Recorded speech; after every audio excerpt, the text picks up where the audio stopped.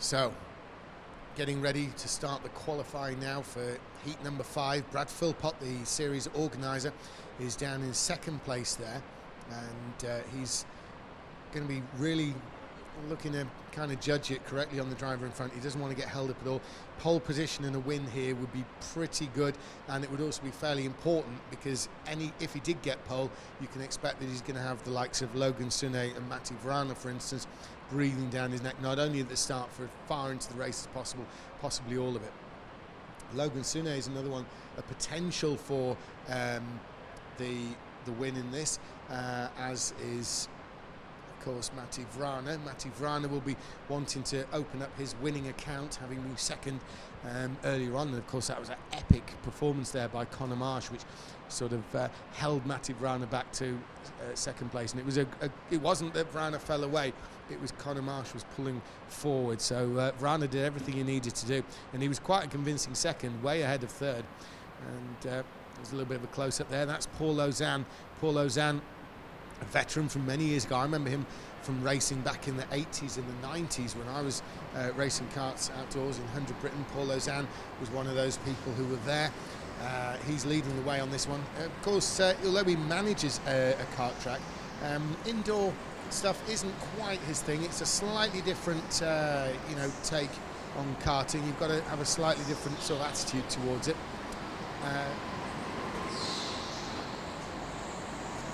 So everyone's out of the pits now, and they're all starting that warm-up lap. So here comes Paul Ozanne. He's going to begin his qualifying lap. He starts it now, crossing the line, and here's Brad Philpot.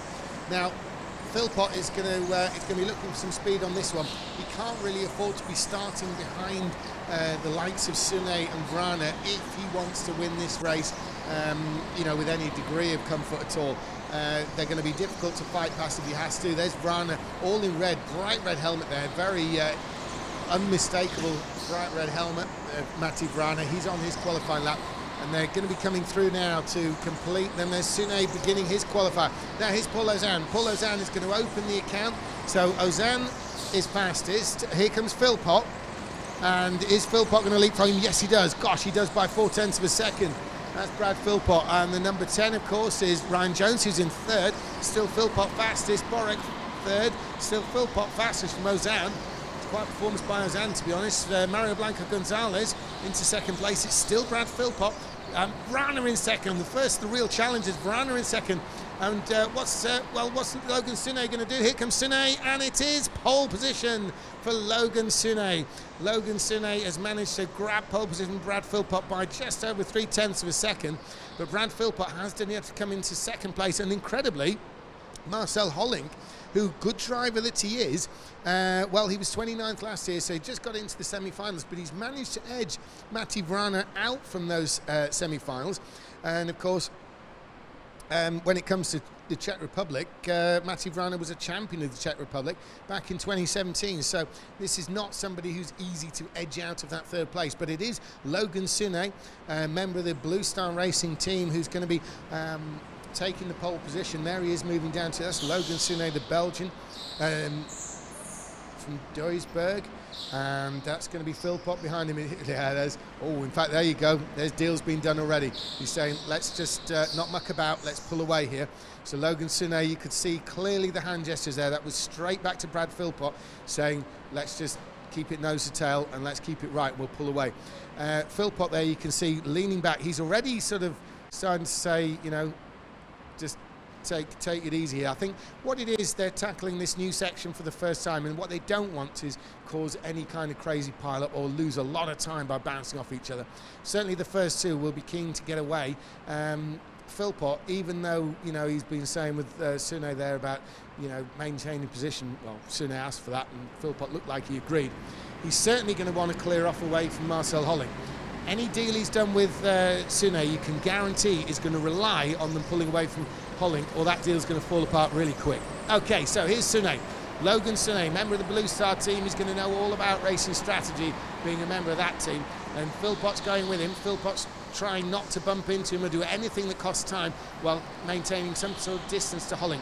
Already Philpot looks like he may have pulled about, when it evens out, a car length. And we've got someone in the pits already.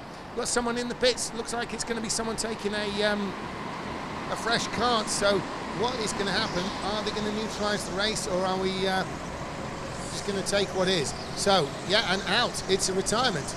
It's the number 8. The number 8, of course. Well, he hasn't put in a time yet, so we'll trying to figure out what's going on. What's that all about? Has he actually forgotten his weights or something? Who knows? No, he's drawn another cart. He's actually switching carts. So the number 8 down there, is that Stevens? I think it might be Carl Stevens down there. It may well be Carl Stevens, who's well, he's won lots of D-Max races over at Daytona Milton Keynes. This has hurt him bad. And the race continues though. Logan Sougne seems to be opening up a bit of a lead. Philpot is falling back to the clutches of Marcel Hollink, who has got Matej Vrana tailing him. It's Sougne with about a second lead now. There he is on the picture there, just working through the new section there, the revised section that we weren't using in the earlier heat races. He's coming around onto the backstretch, down the backstretch into that tight turn at the end. Brad Philpot doing his best to close in. You can see the sort of rotation on the cart there as Philpot turns in. Easy movements. And across the line they go. It is Philpot in second place there. Sougne does seem to be pulling away, but Brad Philpot seems to have been pulling something out on Marcel Hollink. So Philpot is keeping station with a gap of about a second to Sougne, but he does seem to be pulling something out on Hollink, even in these early stages. Hollink, of course, has got Vrana watching station with him, but Brad Philpot does seem to have done enough at the moment to have some breathing space from third place Marcel Hollink.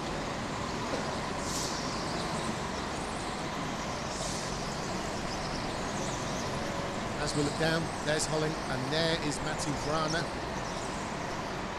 Vrana, of course, from the Czech Republic, their best driver, getting thrown forward here into the BRKC. We've seen him here before, and he is very good, and he is a regular on the world scene. He's very well known as Matej Vrana, and very well respected based on excellent performances.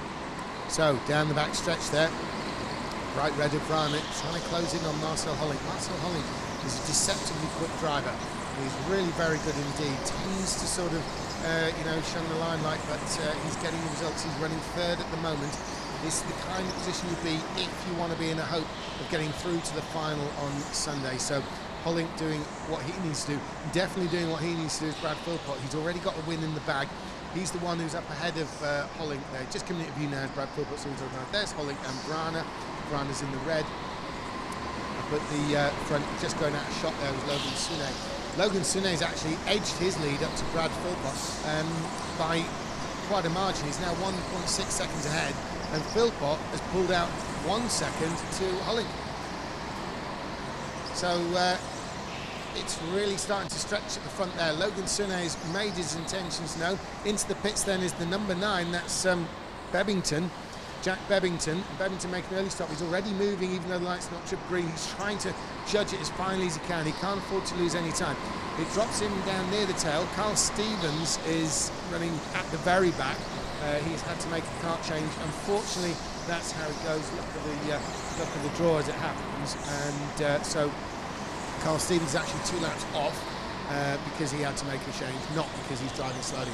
Bebbington is running 9th, Ryan Jones ahead of him, with Borek ahead of him, with Ozanne, Paul Ozanne, running in a strong 6th place there. Blanco Gonzales is 5th, and of course Vrana 4th, Hollink 3rd, Philpot 2nd, and the flying Sougne has now opened the gap of 2.2 seconds over Philpot. So that is Vrana we're seeing in the red, but it is Sougne crossing the line now. Quite a giant lead already over Brad Philpot. Brad Philpot with a comfortable distance there, as you can see, over Hollink, and then Vrana in red. So there's that new area there. You can see them working their way through. Philpot turns in, Hollink turns in, Vrana turns in, and then of course it's Gonzales and Paul Ozanne. Paul Ozanne is closing in on Blanco Gonzales. Is he going to try and make a move? He was the first one out to qualify. Qualified about where he's running at the moment when the times came in, and he's having a look down the outside. He's making Gonzales work for it. Blanco Gonzales there in the black helmet, Paul Ozanne in the 17 with the white helmet. That's the real tight battle now.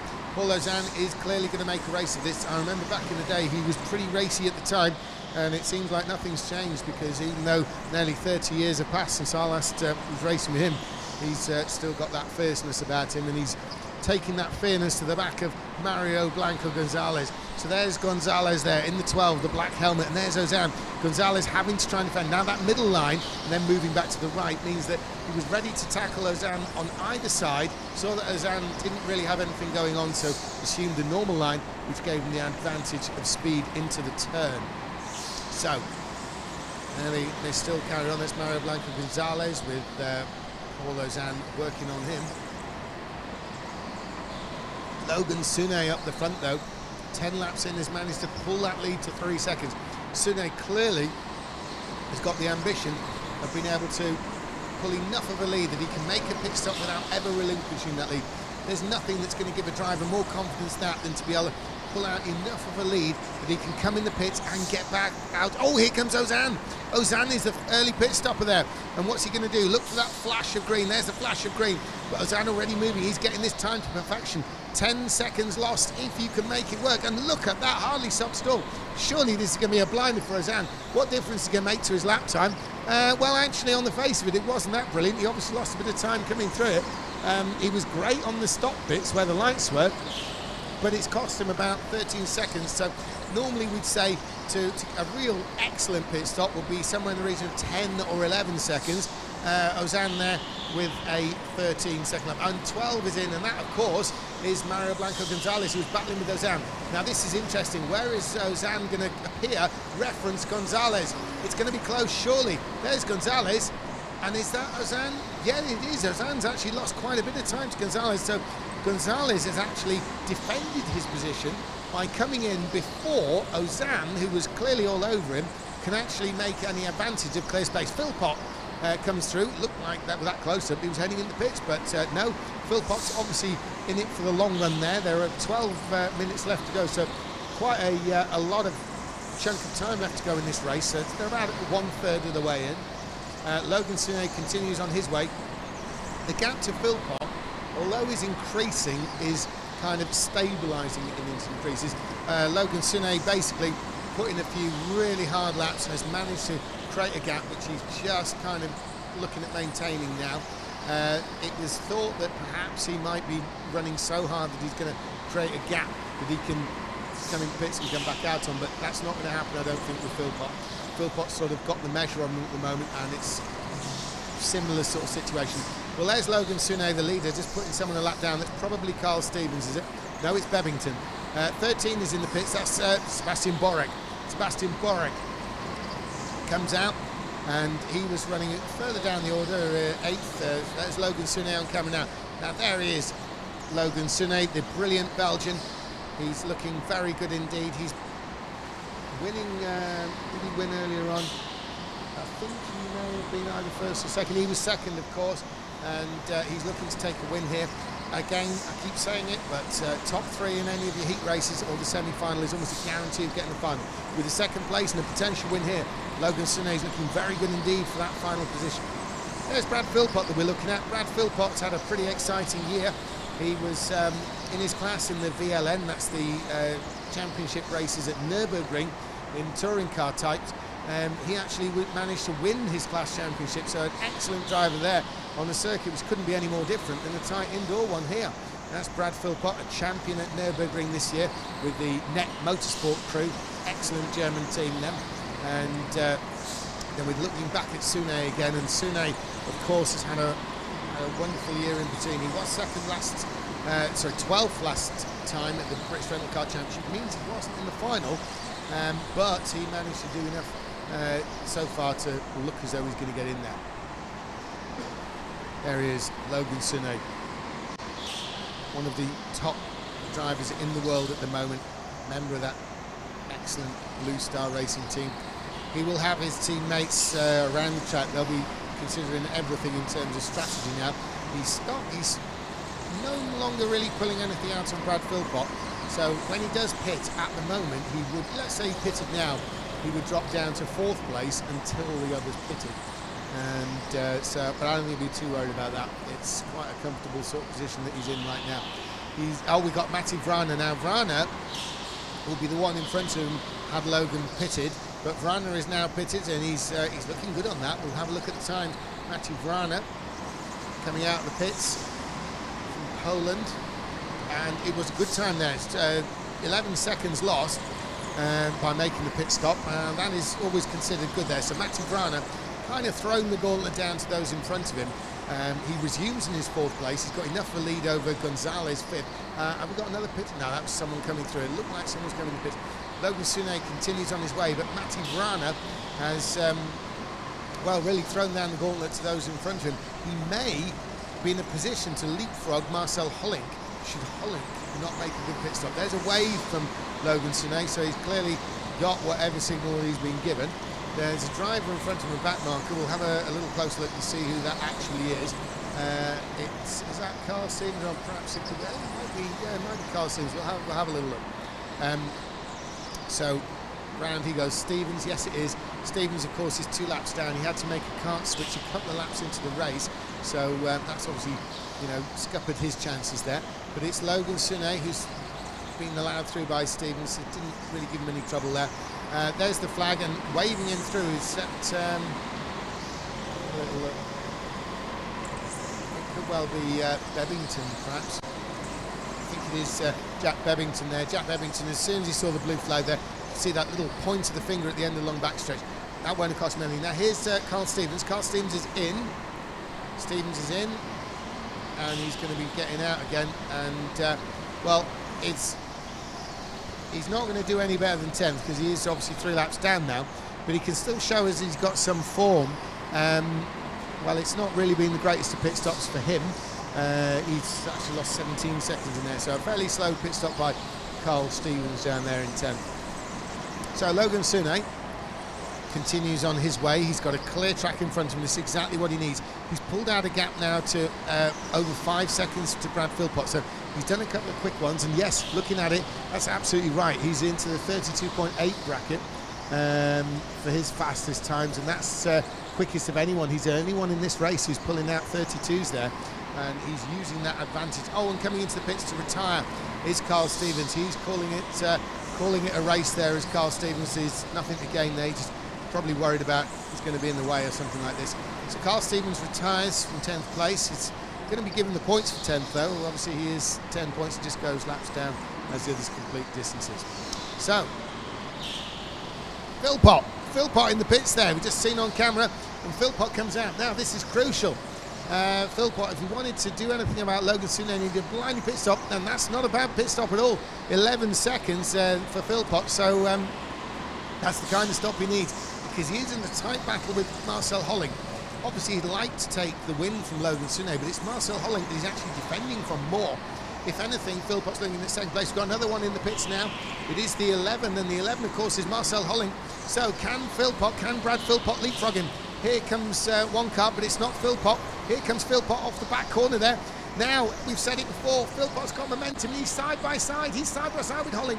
Hollink's got the line, but Philpot's got the speed. He's trying it around the outside. It's not going to work. But they are nose to tail. Matej Vrana's in watch position. Here we are. There's Hollink just out of the pits. There's Philpot. There's Vrana. So Hollink has done barely just enough. He wasn't as good as pit stopper as Philpot. Philpot used that, came so close. They were side by side. Hollink, massive fortune, managed to hold the inside there through a series of turns to the right. Philpot though will have the bit between his teeth. It's race to the flag now for these two, and Philpot knows it. They have got Matej Vrana though closing on. You can see the red behind them. So there's Hollink, there's Philpot. This is the battle of the race. As we're watching Hollink turning through into the pits. 19, this is the race leader Sougne. Now, it shouldn't be too much trouble for him to stay in the lead, but what's going to, appear in front of him? Is he going to come out behind back markers? So he's gone out into the lead. We'll see what the gap really is to second, which we know is Marcel Hollink and Philpot and Vrana. So what sort of a lead has Sougne actually got? 8.5 seconds. Well, that's pretty comfortable by any standards. It's not really one that they're going to close in on with the amount of time they've got left, which is only 5 minutes. However, Sougne does not want to have a whole ton of trouble with back markers, so seeing who's in front of Logan Sougne will be a factor.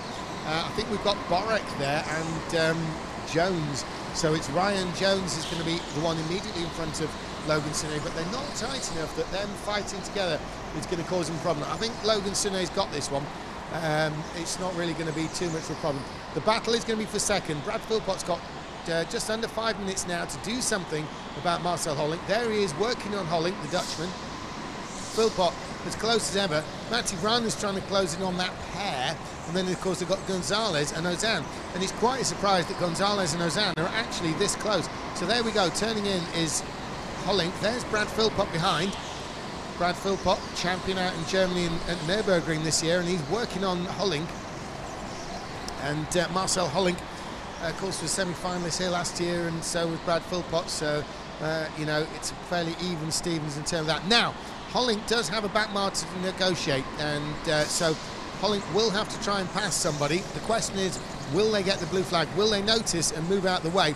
This could be Brad's chance. Well, Hollink's got through. Now Brad's actually under pressure to make it work. He's got to get through. He's got to get through. He's got to fight through. He manages to fight through. Luckily, hasn't lost much time to Hollink. In comes number 10, and that's Ryan Jones. Ryan Jones pits. He's in 8th place at the moment. That pit stop has hurt him, though, because he's dropped to 9th. And so Ryan Jones there, and Vrana moves past the back marker, the number 9 of Jack Bebbington. So Jack Bebbington there is being passed by Matej Vrana. He's going to try and stay with Vrana as much as he can, I think, but he will have Gonzales closing on him. Yes, he does. In fact, there's Bebbington going through. He's in the prominently blue with the Sonic on the back, and closing down on him is Gonzales to put him another lap down. Right then, so it's still Hollink versus Philpot. Now, with 3 minutes remaining, the question has to be asked, has Philpot got any ideas of how he's going to pass Hollink? First of all, he's got to really get right in his tail. I don't think that Hollink is slow enough to justify a lunge from that far back that's actually going to work. Any kind of lunge would just get him more alongside him, more closer to him. There is a cart length, though. Philpot has made some kind of inroad on him. Philpot's closing to about 1 cart length as Hollink turns in. There's Marcel Hollink. There's Brad Philpot. Philpot is a lot closer. He's really close back in. He dropped back away from when they were passing the back marker, but he's really in on Hollink now, turning in on this new section here. Hollink's got to work hard through it because he's not as good as Philpot through this section. He's been losing time. Philpot goes for it, but he's bounced off, and oh my goodness, he lost all momentum. He's lost the place of Vrana. He's almost lost out to Gonzales. Luckily, he's got the back marker of Bebbington between him and Gonzales. He may not be aware that Bebbington is a back marker, but certainly that's the kind of thing he had to try, and it hasn't come off. Philpot has found himself bundled down to 4th place. We're going to get that update on the screen when they cross the line, so we'll see them flip. There goes Vrana, there goes Philpot, now showing 3rd and 4th. Philpot had to try something. He tried it in the new area. In fact, they're coming up to the bit he tried. It didn't work. He bent the barrier there. And unfortunately for Philpot, Vrana was that close that Vrana took the place. So poor old Brad Philpot lost out there. Moving out of the way, of course, is Jack Bebbington. He's going to let, is he going to let Ozanne through? I think Ozanne's going to send himself through. Here comes Brad Philpot, series organiser, and the one who lost out that manoeuvre there. He's dropped from 3rd to 4th. A little bit of loss of points, but it could have been worse in fairness, because luckily there was a back marker between Philpot and Mario Blanco Gonzales, because the way Philpot's kart slowed to a stop and lost all momentum and took some going, that's why he lost the place to Vrana, and it could well have been a double loss to Gonzales as well, which will be no consolation for Brad Philpot right now, but is something worth thinking about when you're looking at the final scores there. Peugeot Sport, it says on Brad's overalls, and of course Brad did spend time as a works driver with Peugeot Sport, you know, specialising in the long distance races, Nürburgring 24 hour, things like that. No longer driving with them in the car races, but certainly with Net Motorsport. Now we've got the flag out. It's going to be a win for Logan Sougne. Sougne coming through. It's not this car here, that's Borek. Logan Sougne's obviously been given it. They've certainly given the flag to Borek. And here comes Marcel Hollink. And Marcel Hollink's been given the flag as well. And so is Matej Vrana. So will Brad Philpot in 4th. And there goes Gonzales and Ozanne. So positions as suspected on that last lap. Nothing changed at the very end there once we got the Vrana and Philpot positions squared up. So there's the race winner. It's Logan Sougne. He was 2nd in an earlier heat race. He's now come in 1st. He's got lots of points going through towards booking himself a place in the semi-final, which gives him the right to continue scoring and get himself a place into the final itself. So a great result there by Logan Sougne. He's done everything he needed to do. Also a great best time, 32.8, very quick round this revised circuit that we're using for the second round of heat. So Logan Sougne, the Belgian, really putting on a star turn there. Marcel Hollink, good though he is, a great result for second, probably the best he could have hoped for, and a very good showing given that he's finished ahead of Matej Vrana and Brad Philpot there. That move by Philpot obviously allowed Vrana through to third, and that's why he is in third. So Vrana himself has got a second and a fourth. And we're going over to spanners.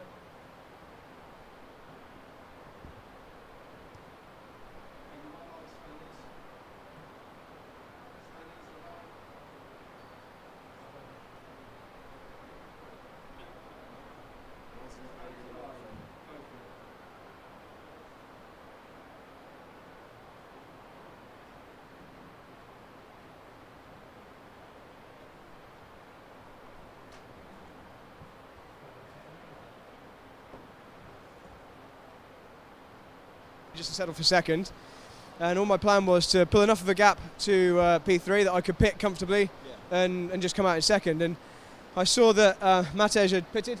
Oh.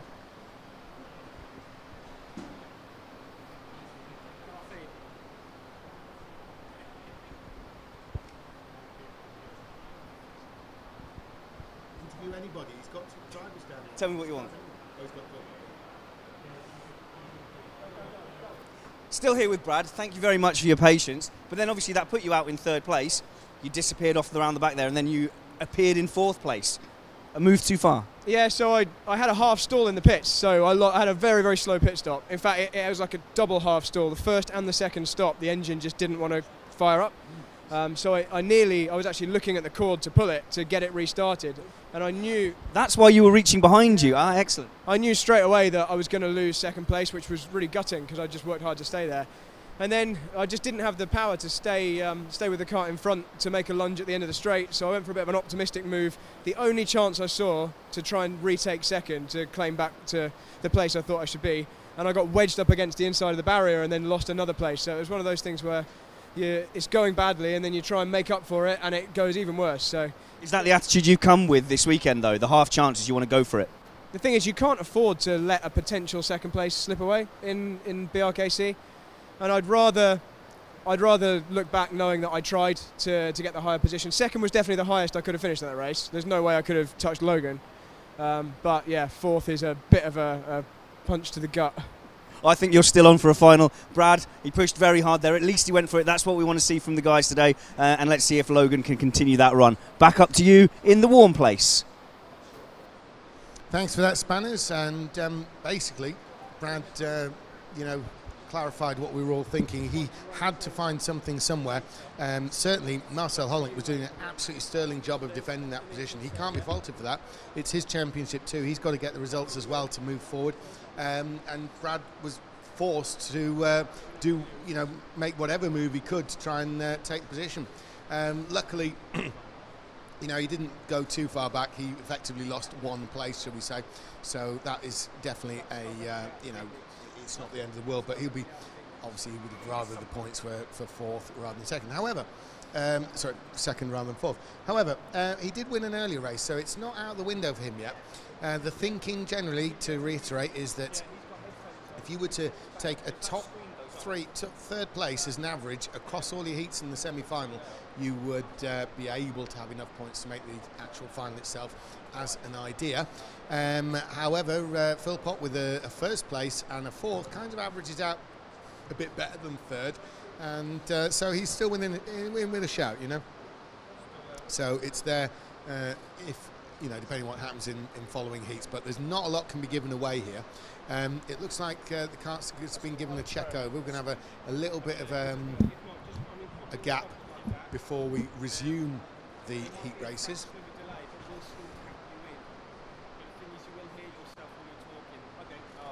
So we're having a bit of a refueling break, so we'll be quiet for a little while. Give us about half an hour and rejoin us when the heats get back underway with heat race 6.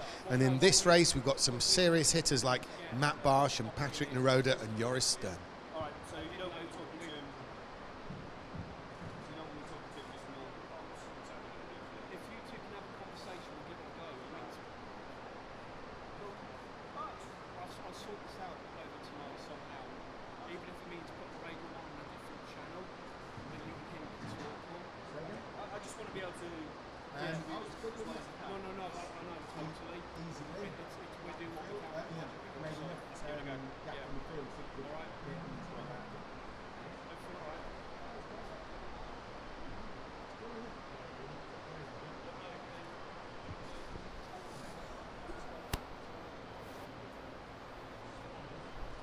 Hello?